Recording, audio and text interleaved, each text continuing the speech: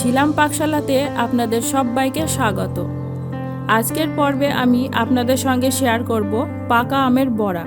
কলা বা তালের বড়ার মতো এই বড়াটি খেতে কিন্তু খুবই ভালো লাগে। তাছাড়া এটি বানানো খুবই সহজ, যে কেউ বাড়িতে বানিয়ে নিতে পারেন।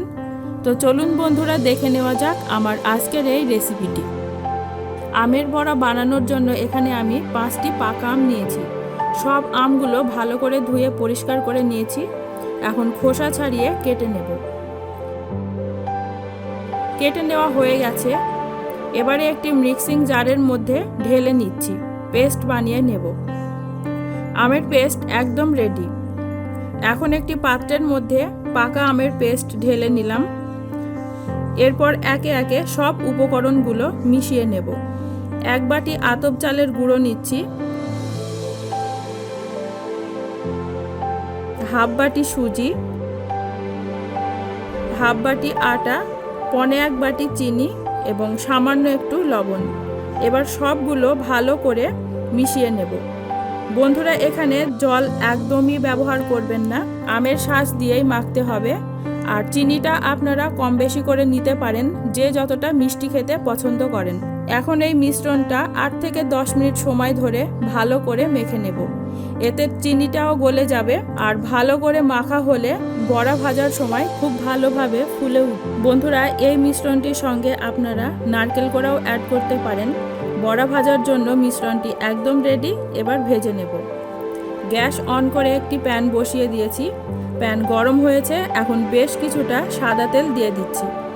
সামান্য একটু দিয়ে দেখে নেব তেলটা গরম হয়েছে কিনা। এখনো ভালো গরম হয়নি, আর একটু অপেক্ষা করব। এবার গরম হয়ে গেছে।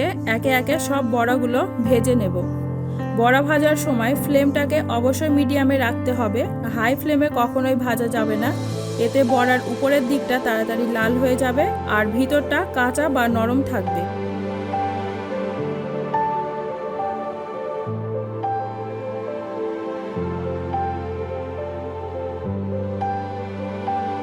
এর থেকে আর বেশি দেওয়া যাবে না, যতগুলো ধরবে দেওয়া হয়ে গেছে। দেখুন বন্ধুরা, বড়াগুলো কেমন ফুলে উঠেছে। এখন উল্টিয়ে দেব। এইরকম করে এপিট ওপিট ভালো করে ব্রাউন কালার করে ভেজে নেব।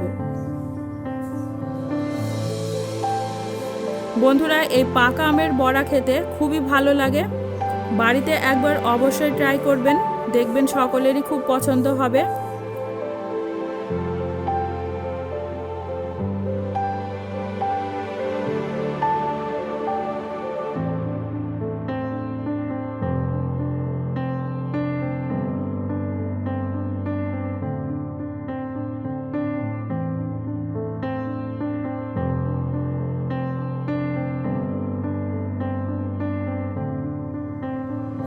ভাজা হয়ে গেছে।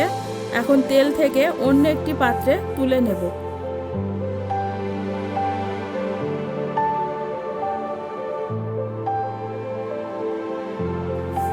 সবগুলো তুলে নিয়েছি।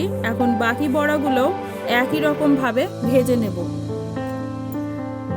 রেসিপিটা কেমন লাগলো অবশ্যই জানাবেন। যদি ভালো লেগে থাকে তাহলে বাড়িতে অবশ্যই একবার ট্রাই করে দেখতে পারেন। আমার চ্যানেলে নতুন বন্ধু হলে চ্যানেলটা অবশ্যই সাবস্ক্রাইব করে নেবেন। পাশে থাকা বেল আইকনটা প্রেস করে দেবেন। আমি চ্যানেলে যখন কোনো নতুন রেসিপি দেব তাহলে আপনাদের কাছে খুব তাড়াতাড়ি পৌঁছে যাবে। আজকের মতো এই পর্যন্তই। আবারও হাজির হয়ে যাব নতুন কোনো রেসিপি নিয়ে। সকলেই খুব ভালো থাকবেন, সুস্থ থাকবেন। ধন্যবাদ।